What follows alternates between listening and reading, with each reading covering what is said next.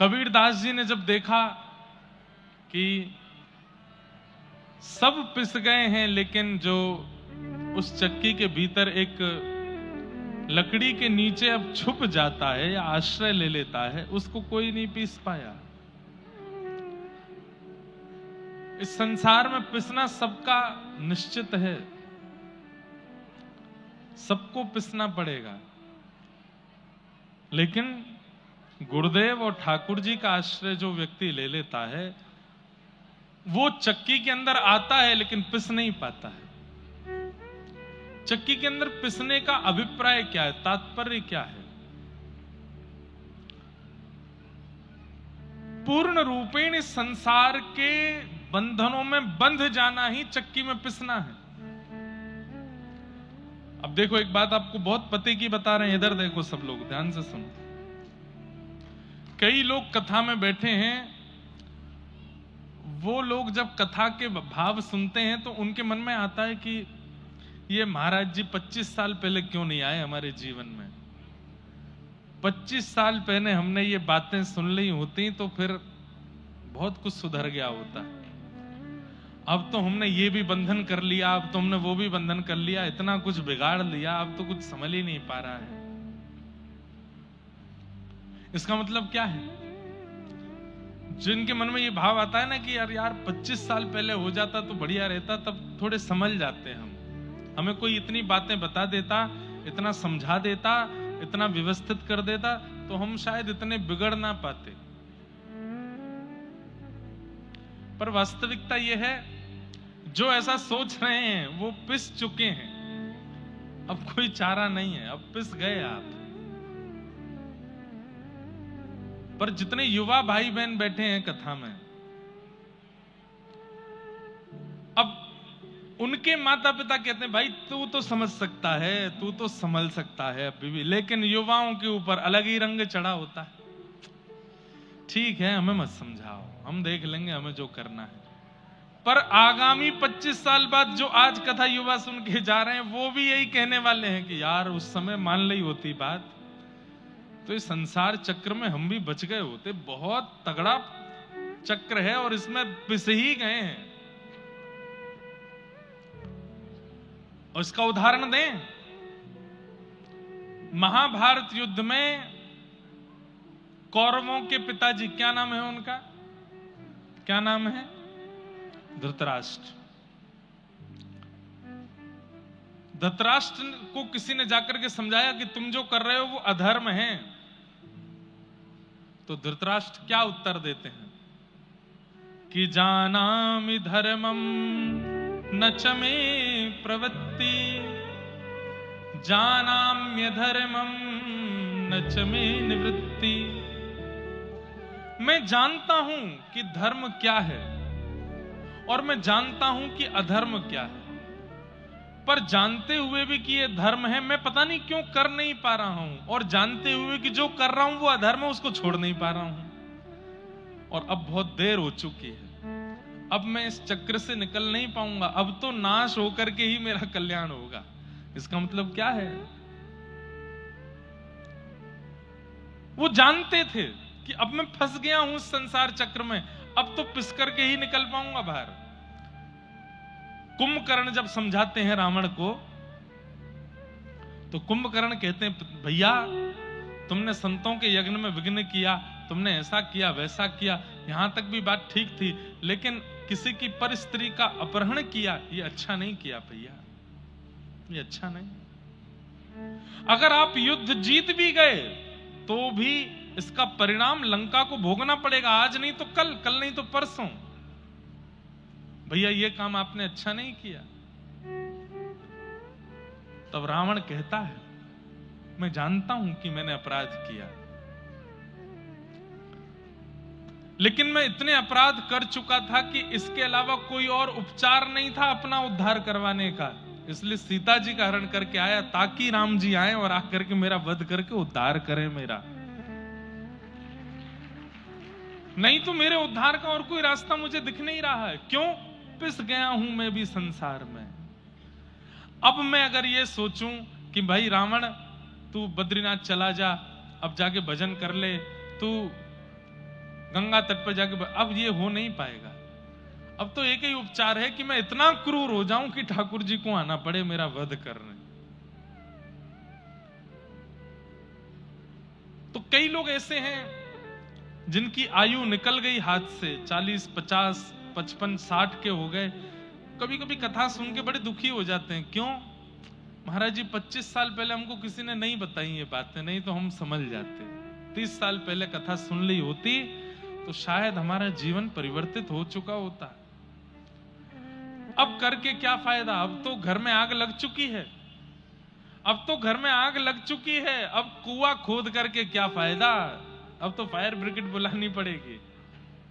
और fire brigade बुलाकर, fire brigade क्या है भाई? घर में आग लगनी शुरू हो जाए और घर में कुआं ऑलरेडी है तो बुझाया जा सकता है, लेकिन घर में आग लगनी शुरू हुई, तुम कुआं खोदना शुरू करो तो जल के राख होगा वो। तब तो फायर ब्रिगेड ही बुलानी पड़ेगी। वो क्या है? अंतराम कहीं आवत नहीं।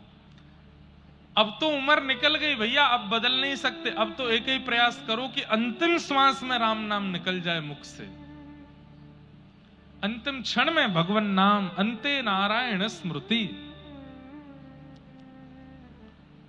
वही आपका उद्धार कर पाएगा। पर युवाओं के पास, बालकों के पास अब भी समय है। वे सुधर जाएं, अपने विचारों को, अपनी क्रियाओं को, अपनी मनस्थिति को पवित्र कर लें, अपने आहार विहार आचरण को शुद्ध कर लें। मैं ऐसा नहीं कहता कि वो कॉलेज के फंक्शन, यूनिवर्सिटी के जो बड़े बड़े फेस्ट होते हैं उनमें जाओ, बाहर से सबको ऐसे दिखाओ कि भाई तुमसे ज्यादा संसारी कोई नहीं, पर अंदर से परम वैष्णव रहो, परम भक्त रहो, शुद्ध आचरण, शुद्ध बुद्धि का पालन करो।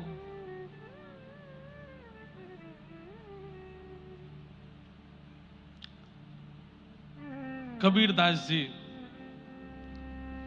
जी को अपना कबीरो लिखना भी नहीं आता था, पर इतने बड़े कवि हो गए क्योंकि वो जब बोलते थे उनके मुख से निकलने वाले शब्द आभा मंडल को प्रभावित करते थे,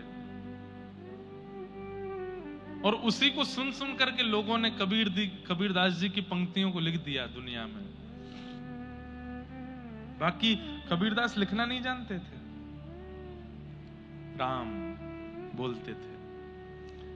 थोड़े और बड़े हुए कबीरदास, पिताजी इनको लेकर के गए कहां? मदरसा पढ़ाने के लिए। मदरसा में मौलवी जी ने इनको ले लिया भीतर, लाओ हम पढ़ाएंगे इनको। मौलवी जी पढ़ा रहे थे, पढ़ाते पढ़ाते कोई काम आ गया तो बच्चों को बोले तुम लोग तैयारी करो, मैं अभी आता हूं। बाहर गए तो कबीरदास जी ने सारे बच्चों को राम राम राम बोलना सिखा दिया। बोलो बच्चों राम राम। अब सारे वहां पर जो मदरसे में बच्चे पढ़ने आए वो सब राम राम राम राम राम उच्चारण करने लगे। कबीरदास जी बोले ऐसे नहीं, नेत्र बंद करो, मेरुदंड कमर का सीधा करो, दोनों भुजाओं को बिल्कुल ऐसे रखो। बोले इससे क्या होगा? बोले इससे वो ईश्वर, वो परमात्मा जिसके हमारी माता पिता आराधना करते हैं उसका दर्शन होगा। बोले अच्छा, और क्या होगा? बोले वो ईश्वर मिल जाएगा तो जो चाहोगे तुमको खिलाएगा, जो चाहोगे पिलाएगा आदि। सब बच्चे आकर्षित हो गए बात से।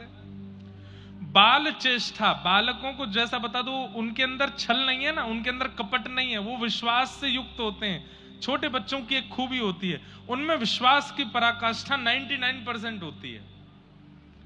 उनको अगर बोल दो तू सो जा, शाम को तुझे बाजार लेके जाएंगे, तो सो जाएगा, क्योंकि विश्वास इतना करते हैं वो। देख तू खा लेगा ना, हाँ तू खा लेगा तो फिर तेरे को कल वो वाला टॉय दिलाएंगे, तो तुरंत खा लेता है। क्यों? विश्वास की पराकाष्ठा 99% होती है।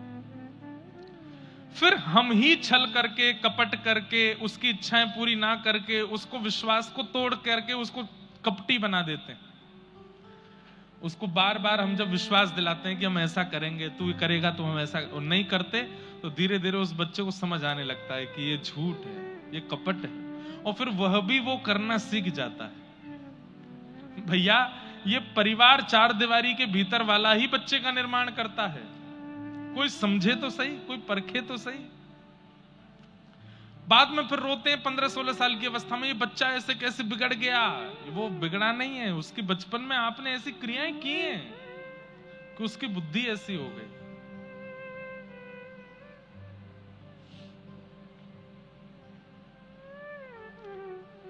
बाल चेष्टा, छोटे बालक जब समझने वाले होने लगते हैं ना, 1, 2, 4 वर्ष के, उस समय जितना हो सके आध्यात्मिक चर्चाएं उनके सामने करो, ठाकुर जी की चर्चाएं सुनाओ। अरे कहीं और घूमने जाना ही नहीं है, वहां जाना है जहां संत विराजमान है, वहां बच्चों को घुमाने लेकर के जाओ। मतलब जैसे वेकेशन पर बच्चे घूमने जाते हैं, वो फिर उनके स्कूल में पूछा जाता है कि चलो अपने वेकेशन के बारे में लिखो। कोई मनाली के बारे में लिखता है, कोई पांडिचेरी के बारे में लिखता है, कोई साउथ के किसी बीच के बारे में लिखता है। आपके बच्चे वृंदावन के बारे में लिखें, आपके बच्चे नाथद्वार के बारे में लिखें, द्वारिका के बारे में लिखें, जगन्नाथपुरी के बारे में लिखें, तिरुपति वेंकटेश के बारे में लिखें, और या फिर जहां संत विराजमान है वहां के बारे में लिखें कि हम अपने वेकेशन में यहां गए थे, वहां हमने संतों को भोजन कराया, वहां की गौशाला बड़ी पवित्र थी, गायों का रोज सुबह शाम दूध काढ़ा जाता था। वे गैया, एक गाय का मैंने नाम रख दिया था माधवी, उसके बालक का नाम मैंने कृष्ण गोपाल रख दिया था। ऐसे बच्चे लिखा करें, कितने सात्विक हो जाएंगे वो बालक। एक बालक को मैं जानता हूं, उसका जन्म हुआ हवाई अमेरिका में, लेकिन उसकी माताजी ने बाल्यकाल से ही उसको इतना सत्संग आदि सुनाया, फोन पर ही, आईपैड पर ही इतना सुनाया, वो सोता भी रात को कथाएं सुन करके है। कथा अब जैसा सुनाओगे वैसा बालक बनता चला जाता है। उसने कार्टून कभी नहीं देखा, उसने और कुछ कभी नहीं देखा, बस ये सत्संग, चर्चा, कथा, भागवती सुनी उसने। उसका परिणाम 15 वर्ष की अवस्था में जब वो भारत आया और जिन जिन संतों को उसने सुना, उनके जब प्रत्यक्ष दर्शन करने के लिए गया, उसने अपनी मां से एक ही वरदान मांगा, बोले एक चीज दे दो बस। क्या? बोले अब भारत से वापस नहीं जाना, यहीं रहना है, यहीं रह करके और अपनी आध्यात्मिक जीवन को आगे करना है। आज उस बालक का आध्यात्मिक जीवन बड़ा अच्छा है। वो नई नई रिसर्च करता है वेदों पर, नई नई रिसर्च करता है आध्यात्म पर, कथाओं पर, ठाकुर जी की लीलाओं पर। नित्य 12 तिलक लगाता है, यज्ञोपवीत धारण करता है, धोती पहन करके रहता है। 15-16 वर्ष का है बस। वेदों की ऋचाएं उसको याद है। उसके पीछे कारण केवल और केवल बाल अवस्था से जो उसने सुना, जो उसने देखा, ऐसे विषम देश में रहने के बाद भी उसका इतना सुंदर निर्माण हो गया। तो बाल चेष्टा। कबीर दास जी तो भगवान के द्वारा भेजे गए भक्त हैं, इसलिए उनके निर्माण की आवश्यकता नहीं है। चिते चिताए आते हैं मोर, तो कबीर दास तो चिते चिताए हैं। कल 3 प्रकार के भक्तों की चर्चा और करूंगा मैं, जो ठाकुर जी के द्वारा भेजे जाते हैं, जो यहां आकर के स्वयं बन जाते हैं, या जो पूर्व जन्म के कृत्य से इस जन्म में भक्त होते हैं। उन तीनों की चर्चा कल मैं करूंगा, कैसे कैसे होते हैं। उससे यह पता चलेगा हम कौन से हैं। हम भेजे गए हैं कि पूर्व जन्म के कारण हैं, या इस जन्म में ही हम बन रहे हैं, ऐसा कुछ भाव। तो कबीर दास जी ने जाकर के सारे बालकों को राम राम सिखा दिया।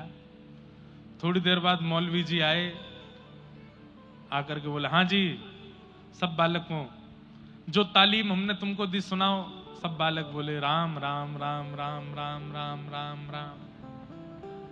जय सिया राम, जय श्री राम, जय सिया राम, उछल उछल के नाचने लगे, कीर्तन करने लगे। मौलवी जी तो अपनी टोपी पकड़े, दाढ़ी खींचे, ये क्या हो रहा है? पूरे मदरसे में महाराज हल्ला मच गया। कौन सिखा करके गया तुमको ये काफिरों के भगवान का नाम क्यों बोल रहे हो? बोले इसने सिखाया। बोले किसने? पहला दिन है विद्यालय में। कौन है? बोले कबीर। कबीरदास जी के पिताजी लेने के लिए आए। मौलवी जी पहले ही बाहर ही खड़े थे कबीर का हाथ पकड़ के। पिताजी बोले क्या बात है आप? बोले इसको ले जाओ, जीवन में कभी मत भेजना यहाँ पे, इसको पढ़ाना ही नहीं है हमको, हम पढ़ा ही नहीं सकते, हम तुम्हारे हाथ जोड़ रहे हैं, इसको लेके जाओ यहाँ से। बोले इसने किया क्या? बोले ये खुद सीखने आया, ये पहले दिन में इसने पूरे मदरसे में सबको राम राम सिखा दिया। एक दिन में जब इतना कर सकता है तो ये एक आध साल पढ़ लिया यहाँ पे, तो ये तो यहाँ भीतर से सब भगवाधारी बना के निकालेगा। इसको लेके जाओ यहां से। पिताजी नाराज हो गए कबीरदास पर। अरे तू घर में कर ले जो तुझको करना है, कम से कम हमारी जगत बदनामी तो मत करवा।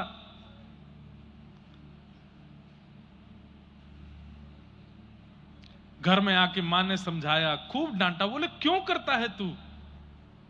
तुझे क्यों नहीं समझ में आता? ये अच्छी बात नहीं है जो तू कर रहा है। कबीरदास के नेत्रों में आंसू आ गए। बोले कि आप दोनों मेरी एक बात सुन लीजिए, मैं इसके बाद स्पष्टीकरण नहीं दूंगा। क्या?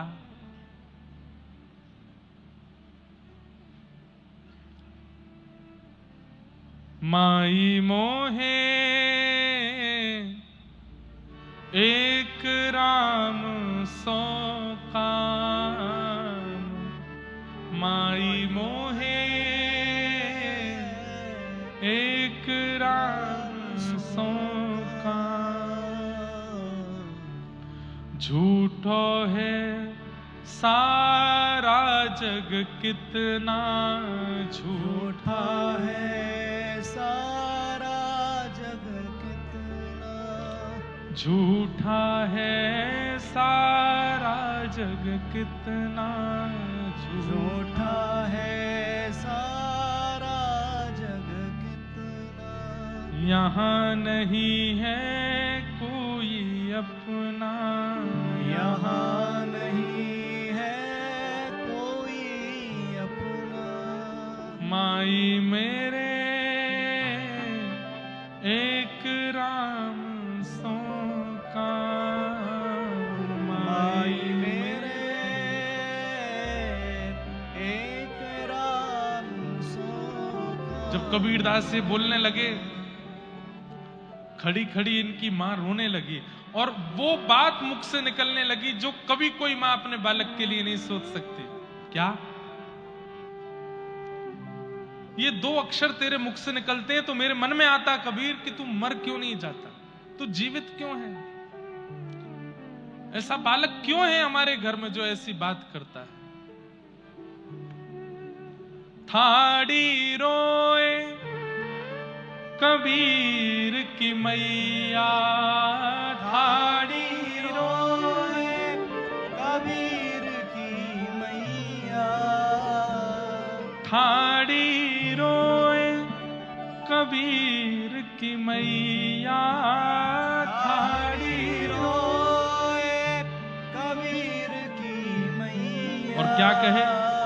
ए लड़का क्यों जीवे खुदैया, ये लड़का क्यों जीवे खुदैया। अरे ये जीता क्यों है? इसके प्राण क्यों नहीं चले जाते? इसके बचपन से अब तक सब ऐसे कारनामे करता है, राम बचता है। इसके पास कोई मौलवी आने में डरते हैं, क्यों? कहते हैं कोई बानर की गोद में बैठता है। अरे कुछ भी खाता पीता नहीं है, हिंदुओं के घर से उनके देवताओं को भोग लगा करके लाओ, वो खाता है, वही पीता है। कहत कबीर सुनो री मैया, कहत कबीर सुनो री मैया। देवन हारा त्रिभुवन राय, देवन हारा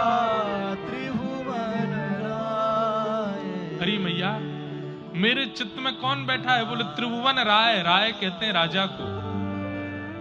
इस त्रिभुवन का राजा मेरे चित्त में बैठा है। उससे बड़े बड़े देवता हार गए, तो आप तो एक मैया हो बस।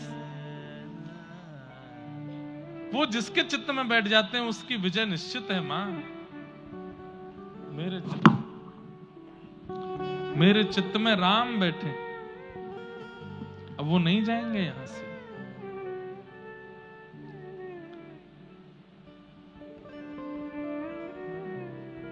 राम।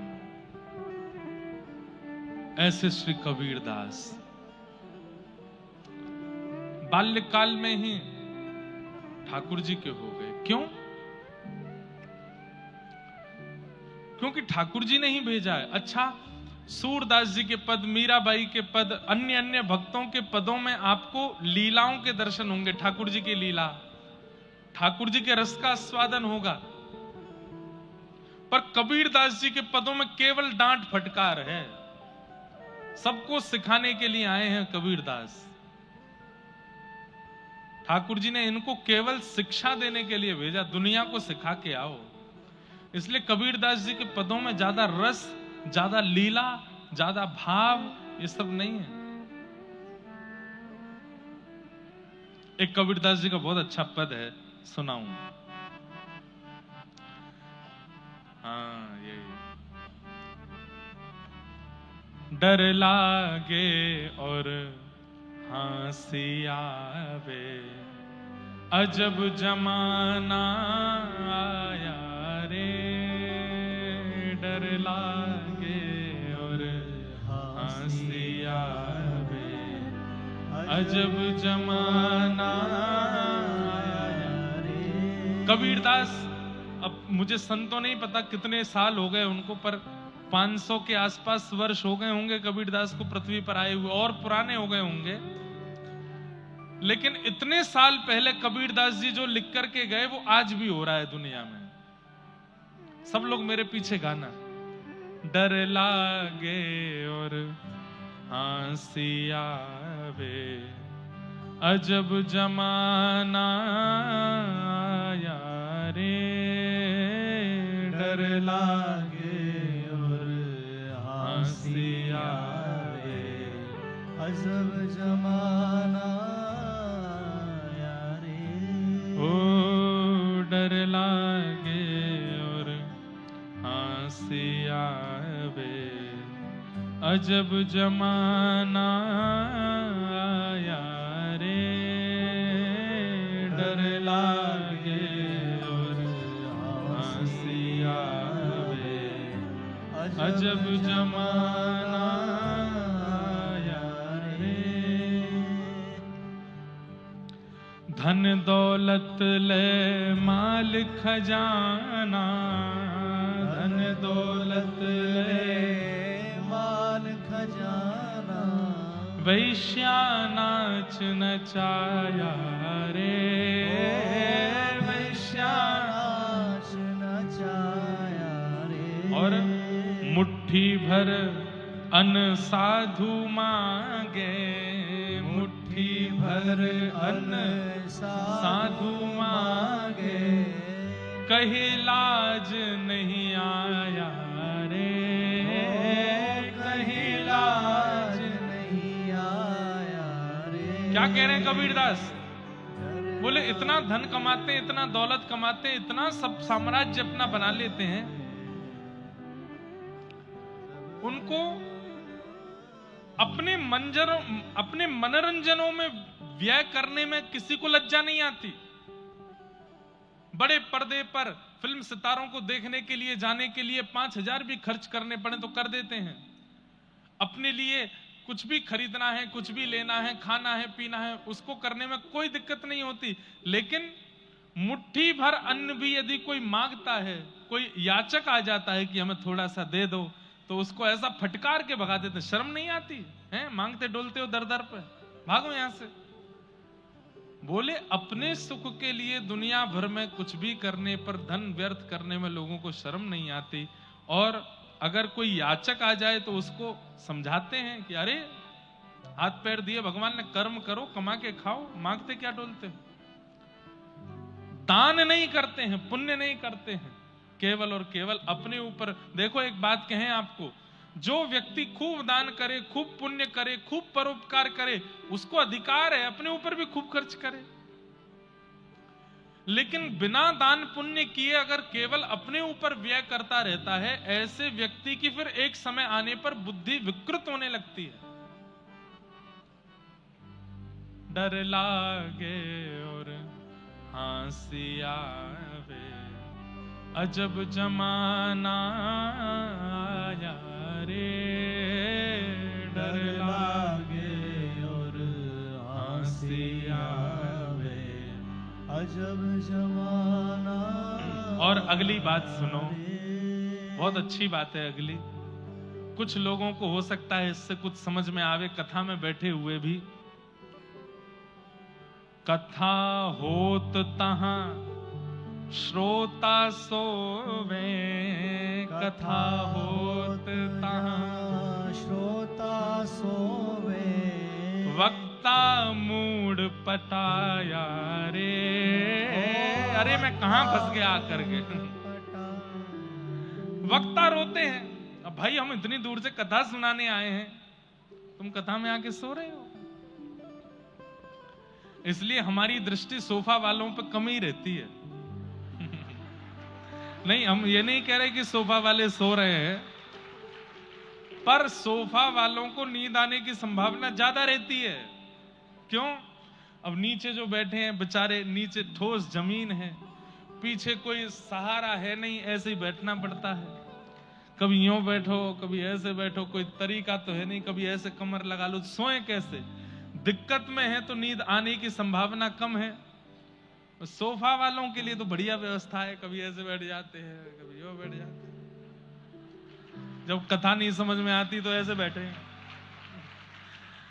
तो सोफा वालों से हमको डर लगता है, क्योंकि भाई ये सो गए तो फिर हमारी कथा, इसीलिए हम नीचे वालों को ही देखते रहते हैं, भाई तुम सुनते रहो। भाई सुनो, फिर वही बात, हम इन सोफा वालों की बोले ही नहीं रहे हैं, हम दुनिया में जितने सोफा पे बैठ के सुनने वाले सबकी बोल रहे हैं। अच्छा एक बात, एक कथा का पुण्य बताऊं। कथा में अगर किसी को नींद आ जाए और तुम अगर जोर से कोहनी मार के उसको उठा दो तो बहुत बड़ा पुण्य होता है। उठ जाग मुसाफिर भोर भई, अब रैन कहां जो सोवत है। अरे ये घर नहीं है, तुम्हारा बिस्तर नहीं है, तुम्हारा स्लीपिंग रूम नहीं है, तुम क्यों सो रहे हो यहाँ पे? ये उठाने के लिए आए हैं महाराज जी, ये सुलाने के लिए नहीं आए हैं। पर ये भी आश्चर्य है, दो नींद की गोली खा के भी इतनी बढ़िया नींद नहीं आती, कथा में आ जाती है यार। कथा में व्यास जी बोल रहे हैं, साथ साथ संगीतकार कोई ढोल बजा रहे हैं, यहां पे महाराज ढोलक पीट रहे हैं छोटे से हाथन से, तबला बजा रहे हैं पूरा शरीर हिला करके, बेंजो बजा रहे हैं पीछे कानों में कुछ लगा करके, वायलिन के तार घिस दिए खींच खींच के, मंजीरा बजा बजा के पूरा तन छोटा है गो, लेकिन फिर भी सो जाता है व्यक्ति।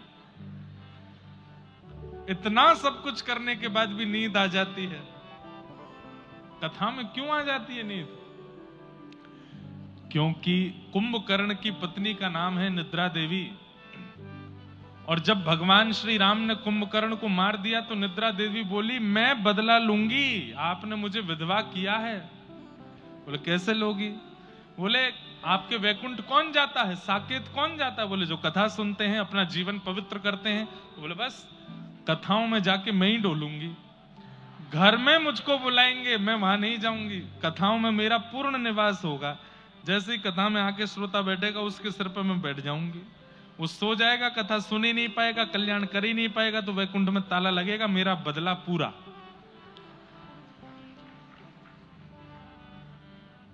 भगवान बोले हम भी तुमसे बदला ले लेंगे क्या? हम व्यास जी से कहवा देंगे कि जो सोए उसके बगल वाला अगर कोहनी मार के उठाए तो उसको पुण्य मिलेगा।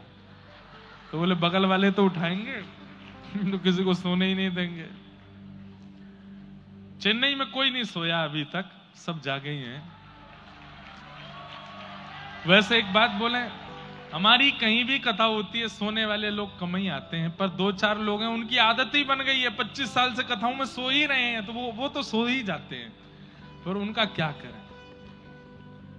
पर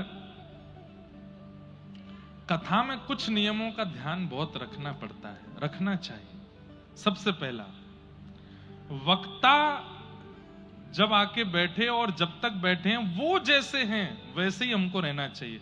वो पानी नहीं पीते तो हमको भी नहीं पीना चाहिए। वो अपने एक आसन पर बैठे तो हमको भी एक ही आसन पर रहना चाहिए। वो हिलते डुलते नहीं है तो हमको भी नहीं हिलना डुलना चाहिए। वो फोन नहीं चला रहे हैं तो हमको भी नहीं चलाना चाहिए। वक्ता जो करे वो ही श्रोता को करना चाहिए, वक्ता जो नहीं करे वो नहीं करना चाहिए। अब दुनिया के सारे जरूरी काम आपके पास ही थोड़े ही हैं, हमारे पास भी हैं। लेकिन मजाल है कि अगर मैं 4 बजे मंच पर बैठा और 5:30 बजे अगर प्रधानमंत्री जी का फोन आ जाए कि हमको बात करनी है, नहीं कर सकता। 7 बजे तक प्रतीक्षा करनी पड़ेगी। कई हमारे भारत के ऐसे वक्ता हैं, व्यास मंच पर बैठे थे और घर में कोई घटना हो गई और उनको किसी ने संकेत रूप से कह दिया कि महाराज जी ऐसा ऐसा हुआ, अभी तो कथा प्रारंभ हुई है, अब तो पूरी करके ही उठूंगा, मैं यहां से नहीं उठ सकता। तो सारे जरूरी काम आपके पास ही थोड़े ही हैं, हमारे पास भी हैं। पर कथा से जरूरी कुछ भी नहीं है। कथा से जरूरी परिवार भी नहीं है, कथा से जरूरी बच्चे भी नहीं है, कथा से जरूरी पत्नी भी नहीं है, माता पिता भी नहीं है, परिवार की कोई स्थिति कथा से ज्यादा जरूरी नहीं है। इसलिए पूरा पुण्य कथा का वक्ता को ही मिलता है, श्रोताओं को नहीं मिलता। क्यों? अरे पड़ोसी का फोन आ जाए तो उठाने के लिए बाहर चले जाते हैं, बीच में उठ के। जरा सी प्यास लग जाए तो पानी पीने के लिए भागते हैं, जरा सी तलब चढ़ गई तो चाय पीने चले जाते हैं। तो फिर श्रोता वक्ता में श्रेष्ठ तो वक्ता ही माना जाएगा। वक्ता की तरह श्रोता को रहना चाहिए कि जब ये नहीं हिलते, ये नहीं डुलते, ये नहीं कुछ खाते, ना कुछ पीते, ना कुछ करते, ना फोन उठाते, ना किसी से बात करते, तो हम क्यों करें? जब इनके लिए इतनी जरूरी कथा है तो हमारे लिए क्यों नहीं? और जब तक वक्ता बैठा है, चाहे इधर उधर हो जाए दुनिया, हम जाएंगे नहीं अभी तक। अभी महाराज जी बैठे हैं, महाराज जी समय पूरा हो गया, समय ऊपर चला गया, 1 घंटा ऊपर, 1.5 घंटा ऊपर भी चला गया तो भी नहीं जाएंगे। भले ही हमारा घर 10 किलोमीटर दूर है, यहां से साधन नहीं मिलेगा तो भी नहीं जाएंगे। व्यास जी अभी बैठे हैं, व्यास जी उठ जाएं तुरंत प्रणाम करके भागो। वक्ता के तरह श्रोता को होना चाहिए। तो कभी कभी हमें लगता है कुछ नियम बताएं, कुछ समझाएं। कथा मनोरंजन नहीं है, कथा मनोमंथन है। एक माता जी कहीं कथा थी तो मुझसे बोली, मैं कथा जितनी देर सुनती हूं मुझे सब याद रहता है, और जैसे ही आरती होती है मैं सब भूल जाती हूं आपने क्या सुनाया। मुझे एक भी बात याद नहीं रहती। महाराज जी क्यों? मैंने कहा भाई घड़ा ऑलरेडी भरा हुआ होगा ना, तो पानी डालोगे तो छलकेगा। मैंने कहा आपने ऑलरेडी अपने अंदर इतना कुछ भर रखा है, समाज का, संसार का, विषयों का, वासनाओं का। मैंने कहा आप अभी मेरे सामने डिनाई करोगे, मना करोगे कि नहीं कुछ भी नहीं है। मैंने कहा लेकिन ये वास्तविकता है, इतना कुछ मन में भरा हुआ है, इसलिए वक्ता कितना भी नवीन देता है आता ही नहीं चित्त में। क्यों? क्योंकि ऑलरेडी फिल्ड अप है। पंडाल में प्रवेश करते ही सब भूल जाइए, अरे यहां तक भूल जाइए मेरा नाम क्या,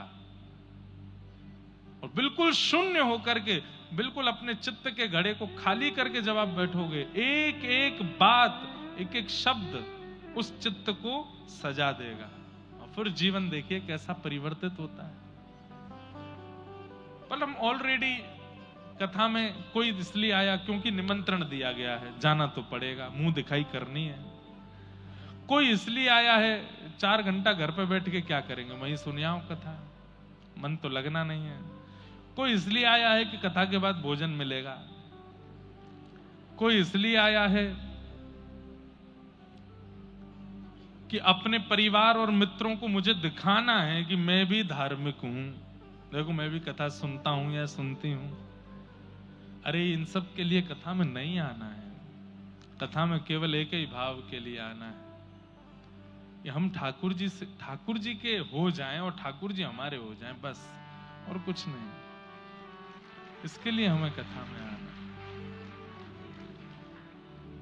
येन केन प्रकारेण तस्मात् केनाप्युपायेन मनः कृष्णे निमेषयेत्। ठाकुर जी में मन लगे, इसलिए आना है। तो कथा होत वहां श्रोता सोवे। कबीरदास जी कह रहे हैं कथा होत जहाँ श्रोता श्रोता सोवे, वक्ता मूड पिटाया रे, वक्ता मूड पिटाया। और अगली बात क्या कह रहे हैं? जहां होत कहीं स्वांग तमाशा, जहां होत कहीं स्वांग तमाशा, तनिक न नींद सताया रे, तनिक न नींद। सताया रे। कहीं तमाशा हो रहा हो, कहीं दुनिया भर के ऊट पटांग काम हो रहे हो, बिल्कुल नींद नहीं आती, बिल्कुल फ्रेश। ओ क्या चल रहा है? कॉलोनी में लड़ाई हो गई, देखो देखो, देखो किसने किसको मारा। वहां नींद नहीं आती। हंस डर लागे और हंसी आवे, अजब जमाना आया रे, डर लागे और हंसी आवे, अजब जमाना। जैसे अब अगली बात बहुत सुंदर, कबीरदास जी की वाणी, मैंने कहा ना कड़वी वाणी है, डांट फटकारते हैं। क्या कह रहे हैं? किसी को कह दो, ए भाई सुनो, क्या रोज सुबह उठ करके स्नान ध्यान करके और तुमको 8 बजे 8:30 बजे ठाकुर जी के सामने बैठना है, उनका चरणामृत पी के ही अपने ऑफिस जाना है, कॉलेज जाना है, यूनिवर्सिटी जाना है, धंधे पे जाना है, दफ्तर दुकान जाना है। 1.5 महीना बाद पूछे, वो नियम बताया था कर रहे? महाराज जी छूट जाता है। क्या आप बता के तो गए थे, पर छूट जाता है, नहीं हो पाता, 1-2 दिन छूट जाता है। कोई बात नहीं, 15 दिन में एक बार आने वाली एकादशी कर लिया करो। एकादशी तो चल रही है, वो भी कभी मेरे मित्र का बर्थडे आ जाता है एकादशी पे, कभी मेरे बच्चों का वो हो जाता है, कभी छूट जाता है महाराज जी कभी कभी।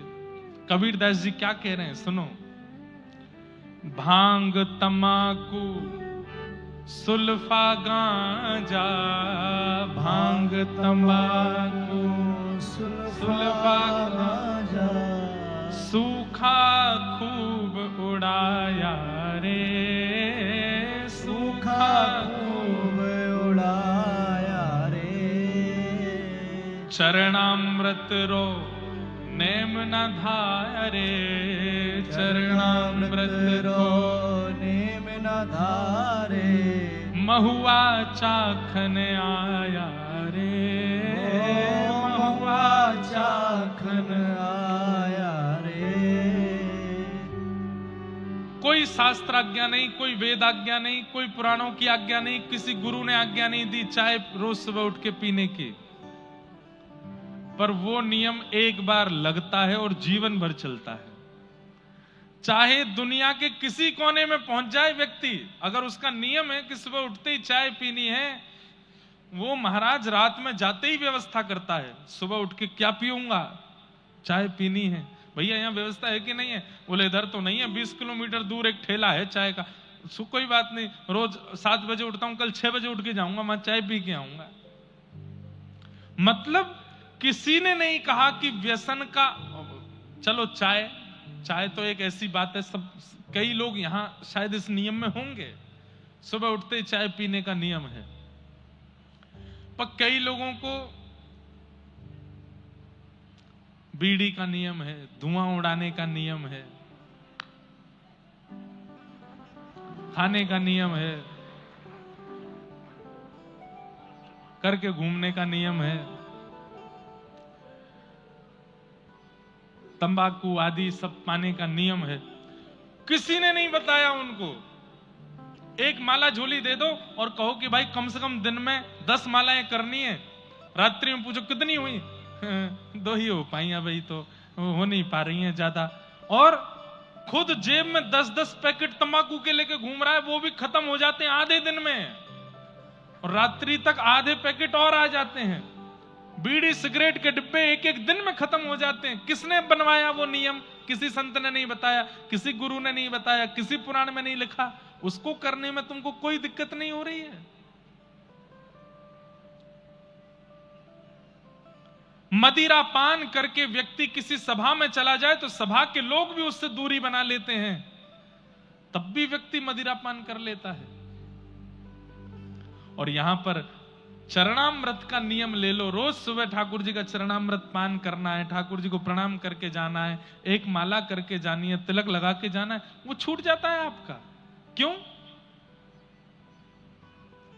चरणामृत राने मुना धारे, चरणामृत राने मुना धारे, महुआ चाखन आया रे, महुआ चाखन आया। ये महुआ बड़े लोग यहाँ जानते होंगे कि पूर्व जमाने में जब पीला पानी नहीं मिलता था, रात्रि में पीते हैं जो लोग, तब महुआ, एक मध्य प्रदेश छत्तीसगढ़ साइड में खेती होती है, एक महुआ करके एक फल होता है, वो पेड़ से गिर जाता है, उसी को सड़ा करके उसके रस से एक मद्यपान बनाया जाता है, उसको पीने से मदिरा का काम होता है। तो पुराने समय में लोग इसको ही बीन करके और मदिरा बनाते थे। उसी के लिए कबीरदास जी कह रहे हैं, इन नियमों को धारण करवाने के लिए कोई आज्ञा नहीं देनी पड़ती, लेकिन फिर भी आज्ञा। सिगरेट बीड़ी पीने वाले लोग कथा नहीं सुन पाते, क्यों? कथा आधे घंटे बाद सुनते सुनते सुनते जेब में बैठी हुई वो 3 इंच की सिगरेट बोलने लगती है, चल बाहर चल, थोड़ा मुझे मेरी चुस्की लेकर के आ जा। तुरंत जाता है। सब आयोजक, अभी आता हूं, 5 मिनट में आता हूं। गए कहीं कोने में, वहां जाकर के बीड़ी सुल्फा उड़ा रहे हैं, फिर आए करके बैठ गए। अरे भैया, हर आधा घंटे में ये मन क्यों नहीं चिल्लाता कि चल मन, थोड़ा राम नाम जप ले, थोड़ा भजन कर ले, थोड़ी देर कथा सुन ले। ये आपका मन विषयों के प्रति भागता है, दौड़ता है, नाम के प्रति इसकी इच्छा क्यों प्रकट नहीं होती? इसीलिए कबीरदास ने 500 साल पहले लिखी हुई बात आज भी घटित होती है। डर लागे और हंसी आवे, अजब जमाना आया रे, डर लागे और हंसी आवे, अजब जमाना आया रे। उल्टी चलन चली दुनिया की, उल्टी चलन चली दुनिया की, ताते जिय घबराया रे, ताते जिय घबराया रे। कहत कबीर सुनो भई साधो, कहत कबीर सुनो भई साधो। कबीरदास जी कह रहे हैं, मैं अभी कह रहा हूं, सुन लो, क्योंकि पाछे मत पछताना रे, पाछे मत पछताना रे। ओ डर लागे और हंसी आवे, अजब जमाना आया रे, डर लागे और हंसी आवे, अजब जमाना। संसारियों की उल्टी बुद्धि पर मुझे हंसी आती है और डर भी लगता है। हंसी इसलिए आ रही है कि भाई मैं तो भजन करके निकल लूंगा यहां से, डर इसलिए लग रहा है कि मेरे बाद जो पीढ़ी है उसका क्या होगा, कितना बुरा समय आने वाला है। इसलिए भैया, मुझे कई लोग बोल देते हैं, बोले आपकी कथा में आजकल खूब भीड़ आती है, खूब फैन फॉलोइंग हो गई आपकी। मैंने कहा नहीं भैया, ऐसा मत बोलो।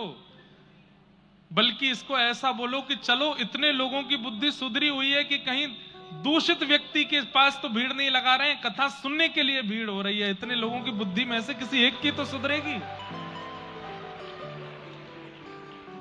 हजारों लोग कथा सुनने के लिए आ रहे हैं, पर इन हजारों में हम हजारों से उम्मीद नहीं रखते।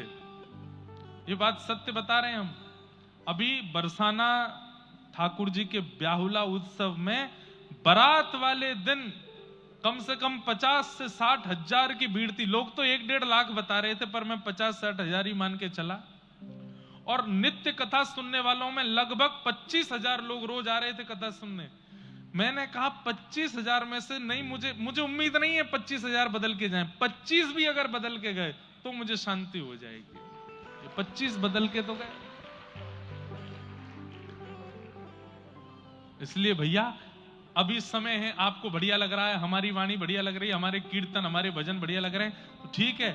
हमें भी लगता है कि 48 घंटे ना सोना पड़े तो चलेगा। दौड़ भाग करके कथा सुनाने जाएंगे ताकि वहां कोई एक तो बदलेगा, किसी 2 के जीवन में तो परिवर्तन आएगा, किसी 5 को तो मन से कुछ प्रियता लगेगी।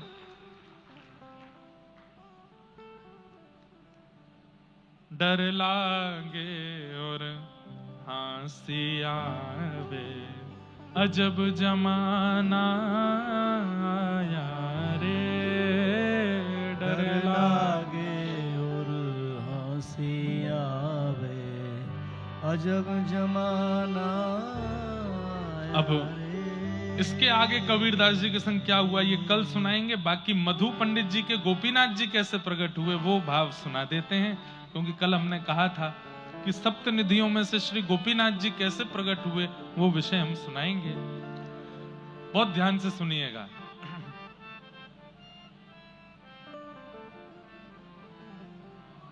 श्री चैतन्य महाप्रभु, अरे लाला रुक जा नेक तो रुक जा। ये पूछ रही के लौठा, खाए खाए भय सुलौठा। ये ब्रज के भाव हैं, इनको पहले अच्छी तरह समझ तो लो ये है क्या।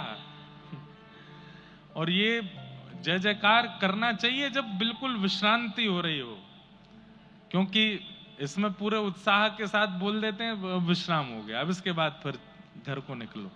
और प्रारंभ से ही बोल रहे हैं तो मैं कहता हूं कोई नहीं, अच्छा है, पर पूरा भाव समझना सुनना बहुत जरूरी है। ध्यान से सुनो।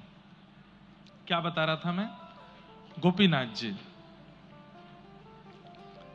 तो सप्तनिधि का पद हम गाते हैं, उसमें गोविंद देव जी, मदन मोहन जी, गोपीनाथ जी, राधा रमण जी, राधा वल्लभ जी, जुगल किशोर जी, बिहारी जी, ये सप्तनिधि हैं वृंदावन के। उनमें तृतीय निधि जो है श्री गोपीनाथ जी, जो कि आजकल जयपुर में विराजमान है। मधु पंडित जी ने उनको प्रकट किया। कैसे प्रकट किया? तो श्री चैतन्य महाप्रभु, आपने नाम सुना होगा, श्रीमन चैतन्य महाप्रभु जो कि राधा कृष्ण मिलित तनु हैं। अब चैतन्य चरितामृत तो पूरा नहीं सुना पाऊंगा, लेकिन थोड़ा संक्षेप में कह देता हूं कि राधा कृष्ण दोनों ने ही एक साथ एक ही रूप में अवतार लिया। वो श्री चैतन्य महाप्रभु हैं, जिनका अंग तो गौर है लेकिन मन कृष्ण है। ठाकुर जी जब ब्रज छोड़ करके चले गए, उस समय किशोरी जी को जो विरह हुआ ठाकुर जी का, उस विरह का आस्वादन करने के लिए कृष्ण चैतन्य महाप्रभु बनकर के आए कि मैंने जो किशोरी जी को विरह दिया, उस विरह को अब मैं सह करके देखूं। तो इसलिए चैतन्य महाप्रभु का आगमन हुआ। चैतन्य महाप्रभु के परिकर में एक उनके अनुयायी थे श्री गदाधर पंडित जी, और गदाधर पंडित जी का नियम था कि वो रोज भागवत जी सुनाते थे चैतन्य महाप्रभु को। और गदाधर पंडित जी के शिष्य थे मधु गोस्वामी, मधु पंडित, जिन्होंने गोपीनाथ जी को प्रकट किया। तो चैतन्य महाप्रभु नित्य कथा सुनते थे, और आपकी मेरी तरह कथा नहीं होती थी। कथा ऐसी होती थी कि गदाधर पंडित जी संस्कृत में श्लोक बोलते थे और चेतन महाप्रभु वही सुन के समझ जाते थे, हिंदी व्याख्यान नहीं करना पड़ता था, या फिर वो बंगाल में थे तो बंगला व्याख्यान नहीं करना, संस्कृत में बोलते थे, महाप्रभु जी समझ जाते थे। जैसे श्रीमद् भागवत जी का प्रथम श्लोक हम आप सब लोग श्रवण करते हैं, जन्माद्यस्य यतोऽन्वयादितरतश्चार्थे स्वविज्ञस्वराट् तेने ब्रह्म हृदय आदि कवये मुह्यन्ति यत्सूरयः तेजो वारिमृतां यथा विनिमयो यत्र त्रिसर्गो मृषा धाम्ना स्वेन सदा निरस्तकुहकं सत्यं परम धीमहि। प्रथम श्लोक। अब मैं जब तक व्याख्या नहीं करूंगा तब तक आपको समझ नहीं आएगा, पर महाप्रभु जी, चेतन महाप्रभु बस ये श्लोक सुना सुनते ही रोने लगते। क्यों? उनको तुरंत भाव समझ में आ जाता था। तो महाप्रभु जी रोते और कथा सुनाने वाले गदाधर पंडित जी भी रोते थे। तब गदाधर पंडित जी ने अपने शिष्य मधु पंडित जी को आज्ञा दी कि कथा सुनाते समय इतना रोना आता है, और जब रोना आता है ना तो हमारे नेत्रों से आंसू निकलते हैं, उस समय नासिका से भी जल निकलता है, तो कहीं वो अश्रु, वो जल भागवत जी को और महाप्रभु जी को स्पर्श ना हो, इसलिए तुम एक कपड़ा लेकर के बैठा करो, मेरे आंख के आंसू पहुंचते रहा करो, मेरी नासिका को पहुंचते रहा करो, मैं कथा सुनाता रहूं। अब इस पराकाष्ठा को कौन समझे, कितना रोते होंगे। कहते हैं कि मधु पंडित जी को समझ नहीं आती थी कथा,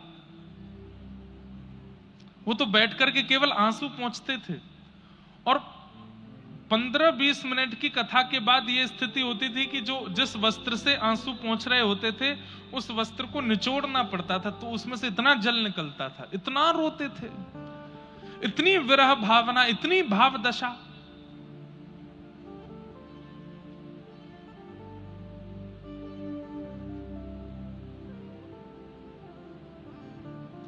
जीवने मरण गति नहीं कछु मोह, राधा कृष्ण प्राण मोरा युगल किशोर। अभी यहाँ तो हम कथा करके जा रहे हैं, यहाँ से फिर सीधे बंगाल में कथा है, कलकत्ता में। वहाँ ये बंगाली पद है जो अभी गाया मैंने, जगन्नाथ भगवान के और हमारे चेतन महाप्रभु के भाव के तो बंगला भाषा के पद हैं, उड़िया भाषा के पद हैं। हमको तमिल आती नहीं तो कभी दोबारा चेन्नई आएंगे तो तमिल के भक्तों का भी कुछ गा के सुनाएंगे, यहाँ के भक्त कैसा गाते होंगे।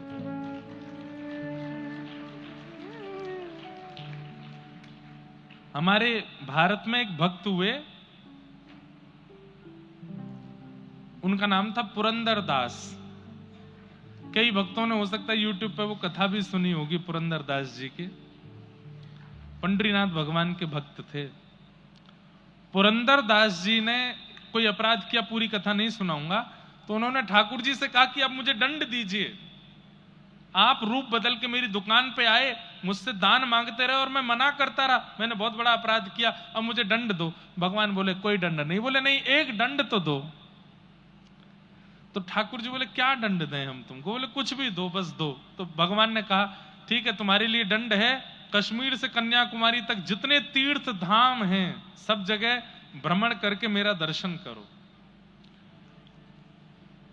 1000-1500 साल पहले, तब भी कठिन था, लेकिन पुरंदर दास जी बोले ये दंड है कि कृपा है?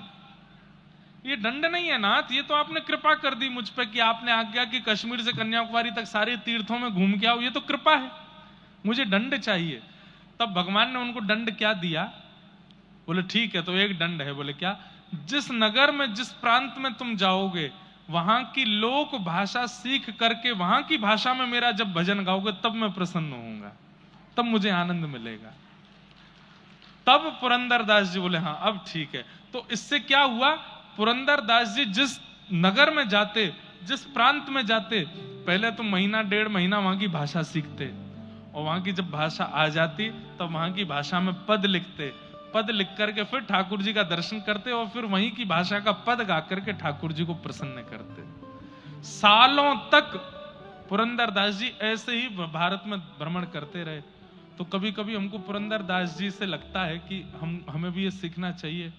ठाकुर जी ने हम पर भी कृपा की है कि हमको पूरे भारत में घूमने का अवसर मिलता है, पूरे विश्व में जाने का अवसर मिलता है। तो कम से कम जहां ठाकुर जी विराजमान है वहां की भाषा सीख करके वहां की भाषा में ठाकुर जी का गुणानुवाद गाएं। तो हम उड़िया में गा लेते हैं, बंगाली में गा लेते हैं, पंजाबी में गा लेते हैं, हिंदी में गा लेते हैं और मराठी में गा लेते हैं। और कौन सी गा लेते हैं? वो मराठी, हाँ, गुजराती में गा लेते हैं, मारवाड़ी में गा लेते हैं, मारवाड़ी में गा लेते हैं।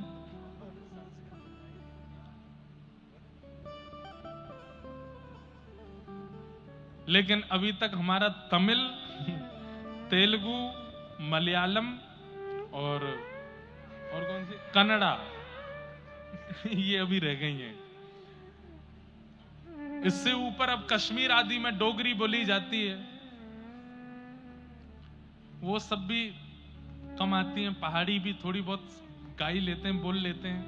पर अभी ये दक्षिण की भाषाएं हमको नहीं आई हैं। इस बार हम चेन्नई में कह के जा रहे हैं, अगली बार दक्षिण में कहां जहां कहीं आएंगे ना, वहां की भाषा में कुछ तो गाएंगे।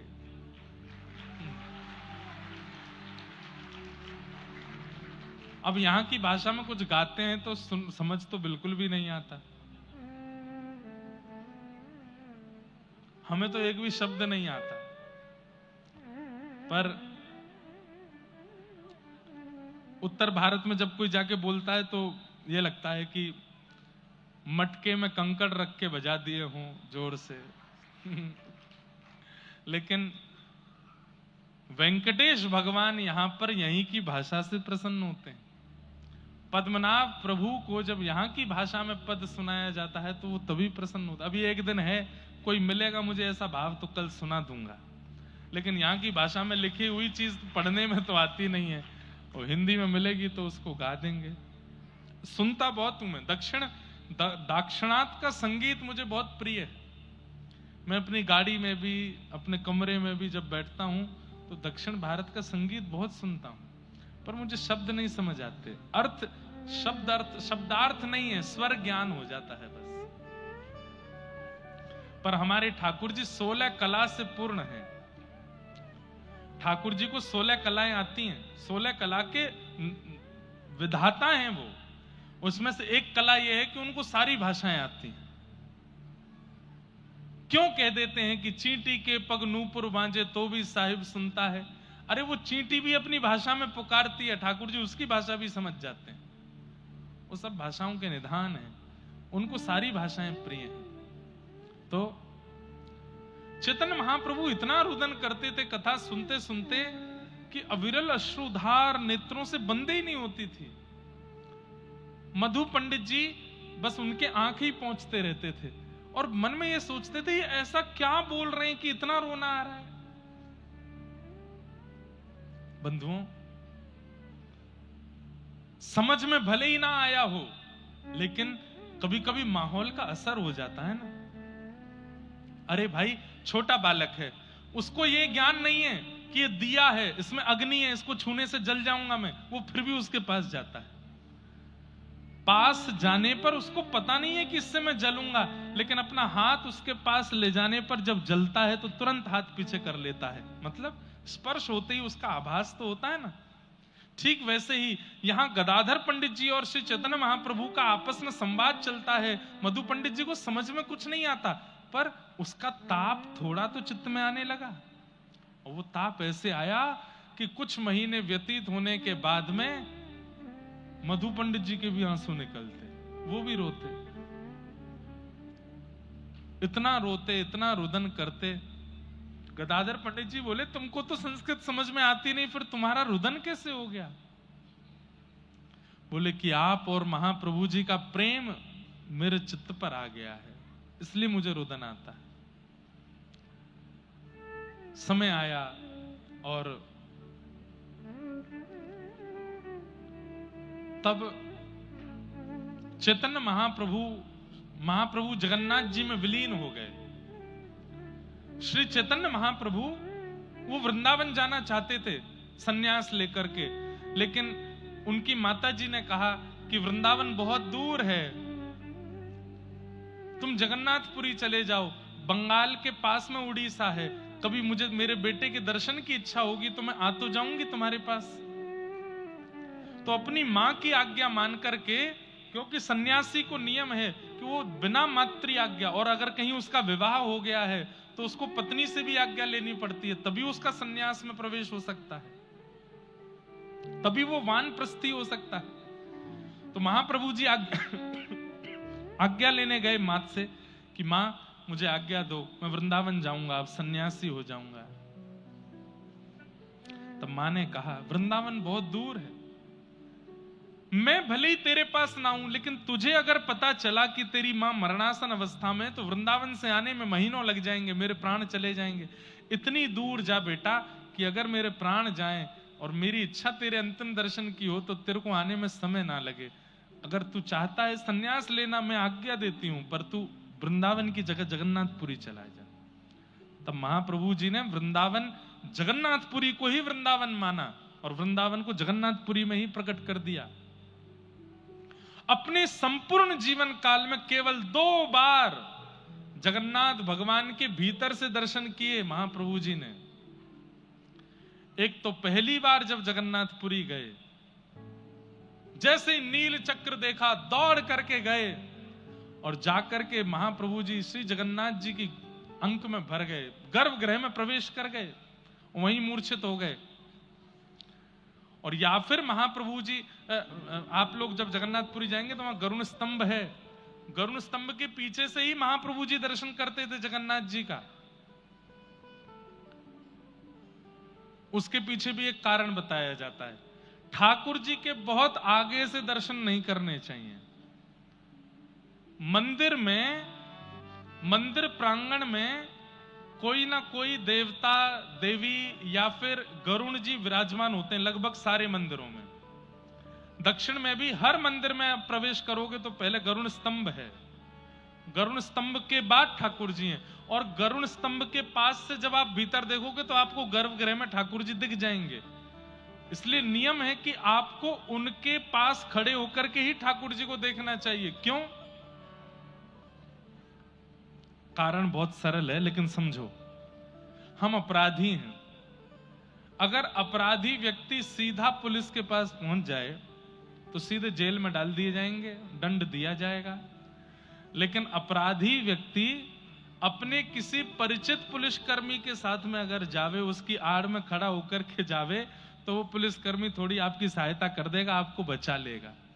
ठीक वैसे ही मां के सामने अपराधी बालक जावे तो सीधे नहीं जाता, अपनी बड़ी बहन को लेके जाता, तुम मां के पास चलो, वो मुझे बहुत मारेंगी, तुम आगे रहना, मुझे पीछे रखना। तो बड़ी बहन आगे चलती है, मां देखो इसने ऐसा ऐसा ऐसा किया, मां खड़ी भी होती है, मां अच्छा इसने ऐसा, देखो देखो उसको नहीं मारो, तू मेरे पीछे रह, बिल्कुल नहीं छीयोगी नहीं इसको, इसको कुछ नहीं कहना, ये मेरे साथ है। ठीक वैसे ही मंदिर में गरुण जी कौन है? जीवाचार्य। जहां भी स्तंभ पर गरुण जी विराजमान हैं, उनके पास से ठाकुर जी का दर्शन करो। क्यों? हम अपराधी हैं, हे गरुण जी आप हमारी रक्षा करवाओ। तो गरुण जी ठाकुर जी से कहते हैं, ठाकुर जी इसने ये अपराध तो किए, तो ठाकुर जी को गुस्सा तो आता है, पर तुरंत गरुण जी अपने पर खोल के हमको बचा लेते हैं। नहीं नहीं नाथ, गुस्सा मत करो, अपराधी आपकी शरण में आया, इसको स्वीकार करो। तब ठाकुर जी स्वीकार करते हैं। इसलिए हमेशा ठाकुर जी का दर्शन मंदिर प्रांगण में, जहां कहीं भी देवी देवता, अरे मैं कह रहा हूं गैया ही क्यों ना हो, बिहारी जी में आप लोग जाएंगे ना वृंदावन में, तो बिहारी जी के दर्शन में गैया है। मंदिर प्रांगण में भीड़ के कारण दिखाई नहीं देती, वो गैया है, नीचे गिरिराज शिला है, उसको प्रणाम करके बिहारी जी को देखो। किसी के आश्रय में जाके ठाकुर जी का दर्शन करते हैं तो ठाकुर जी हमारे अपराधों को देखते नहीं है। इसलिए चैतन्य महाप्रभु ने जीवन पर्यंत ठाकुर जी का दर्शन गरुण स्तंभ के पीछे से ही किया। लेकिन जब उन्होंने अपने जीवन का अंतिम दिन जब आया उस समय भी महाप्रभु जी दौड़ते हुए गए और गरुड़ स्तंभ की परिक्रमा करके सीधे गर्भगृह में गए। और जैसे ही गर्भगृह में प्रवेश किया, कपाट अपने आप बंद हो गए। पीछे लोग दौड़ते रहे, पुजारी गेट खोलते रहे, लेकिन गेट नहीं खुला। और जब द्वार खुला तो महाप्रभु जी जगन्नाथ जी में विलीन हो गए। श्री चैतन्य महाप्रभु, अद्भुत है चैतन्य चरितामृत। दक्षिण भी खूब रहे चैतन्य महाप्रभु। तो जब वे जगन्नाथ प्रभु में विलीन हो गए, तब गदाधर पंडित जी की स्थिति इतनी विचित्र हो गई, रो रो करके बुरा हाल हो गया। अब क्या करें? तब श्री मधु पंडित जी उनको गोपी गीत सुनाते, युगल गीत सुनाते, भ्रमर गीत सुनाते, भागवत जी का आस्वादन कराते। इतना सुना था, उनको भी याद हो गया, वो सुनाते।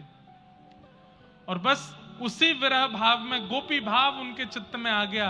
जैसे गोपियां हा नाथ रमण प्रेष्ठ क्वासी क्वासी महाभुज, हे मेरे नाथ, हे रमण, हे वल्लभ, तुम कहां हो? जैसे गोपियां ढूंढ रही हैं श्याम सुंदर को, वैसे ही मधु पंडित भी ढूंढते ढूंढते ढूंढते ढूंढते निकल पड़े बंगाल की धरती से और पहुंच गए वृंदावन। वृंदावन में कहां मोर प्राणनाथ मुरली बदन, कहां पाऊं कहां जाऊं मदन मोहन। मेरे प्राणनाथ कहां हैं? जिस प्रकार गोपियां विरह आतुर होकर के वृक्षों से पूछती हैं, पुष्पों से पूछती हैं, पक्षियों से पूछती हैं, तुमने हमारे श्याम सुंदर को देखा? आप लोगों को जल्दी तो नहीं है जाने की? पक्का नहीं है? ये 10-15 लोग बोल रहे हैं, सब बोले तो हम आगे सुना में। जल्दी तो नहीं है जाने की? प्रेम की 10 अवस्थाएं होती हैं। इन 10 अवस्थाओं के बारे में सुनो। इनमें से एक भी हमारे अंदर नहीं है, ये बात पहले सुन लो। एक भी नहीं है। प्रेम की 10 अवस्थाएं कौन कौन सी होती हैं? ध्यान से सुनिएगा। प्रेम की पहली अवस्था होती है कि हमारा प्रेमी अगर प्रतिकूल व्यवहार करे तो भी हमको उसमें दोष नहीं दिखता। ये प्रेम की पहली अवस्था। सब लोग ध्यान से सुनिएगा। हम जिससे प्रेम करते हैं वो प्रतिकूलता प्रकट कर दे तो भी हमको अच्छा ही लगता है, हमको दोष नहीं दिखता उसमें। ये प्रेम की पहली अवस्था। ये कई माताओं में होती है। बालक कितना भी अपराध करे, माताओं को फिर भी अच्छा ही लगता है। प्रतिकूल अवस्था।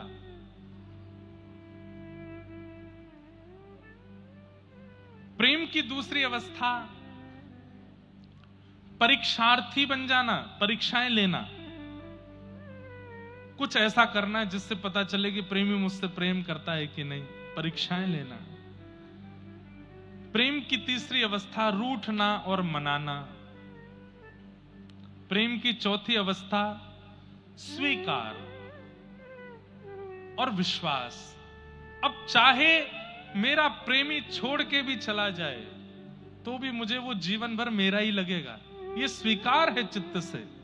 एक होता है देह से किसी को स्वीकार करना, और एक होता है चित्त में किसी को ऐसा बैठा लेना कि वो देह से नहीं है तो भी उसी का स्मरण है। स्वीकार, विश्वास।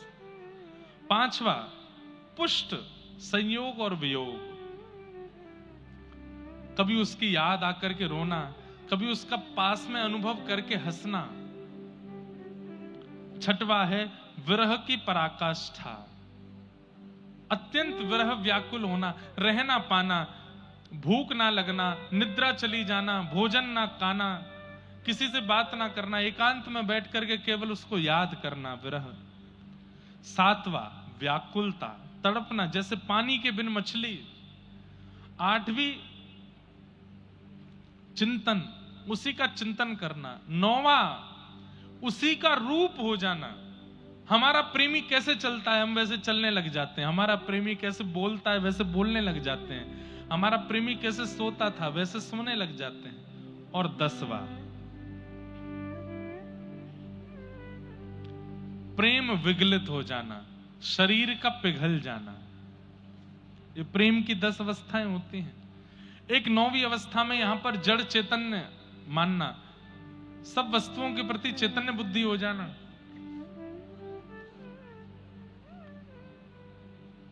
ऐसी अवस्था, मधु पंडित वृंदावन आकर के जड़ चेतन सबसे पूछने लगे, मेरे श्याम सुंदर कहां है, मेरे प्रियतम कहां है, मेरे मदन मोहन कहां है, मेरे मधुसूदन कहां है। ढूंढते ढूंढते आप यमुना तट पर बैठे थे और कहने लगे, हे गोपीनाथ नहीं आओगे अब मैं प्राण त्याग दूंगा।